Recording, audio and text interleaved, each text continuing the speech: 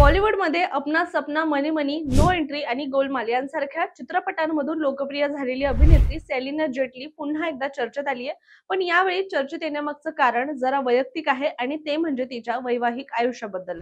तर झालं असं की सेलिनानं तिच्या ऑस्ट्रियन हॉटेल व्यावसायिक असणाऱ्या पतीवर म्हणजेच पीटर हॉगवर घरगुती हिंसाचार, शारीरिक आणि मानसिक अत्याचार, शिवीगाळ याबद्दल तक्रार दाखल करत 21 नोव्हेंबरला मुंबई कोर्टात याचिका दाखल केली आहे आणि तब्बल 50 कोटींची नुकसान भरपाई आणि दर महिन्याला 10 लाखांची पोटगी अशी मागणी तिनं कोर्टाकडे केली आहे. याशिवाय तिचा आरोप आहे की मुलं झाल्यानंतर त्यानं तिला काम करण्यासाठी बंदी केली आणि तिचं आर्थिक स्वातंत्र्य सुद्धा हिरावून घेतलं. इतकंच नाही तर पीटरनं तिची फसवणूक करून तिची मुंबईतील मालमत्ता स्वतःच्या नावावर केली आणि हा सगळा त्रास सहन होत नसल्यानं ती ऑस्ट्रिया सोडून भारतामध्ये परत आली. या दोघांना 3 मुलं असून ती पीटरच्या सध्या ताब्यामध्ये आहेत. मात्र सेलिनानं कोर्टाकडे आपल्या मुलांची कस्टडी देण्याची आणि पीटरला तिच्या मुंबईतील घरात न येण्याची विनंती सुद्धा केलेली आहे. दरम्यान पीटरनेही यावर्षी ऑगस्टमध्ये ऑस्ट्रेलियामध्ये घटस्फोटाची याचिका दाखल केल्याचं स्पष्ट झालंय.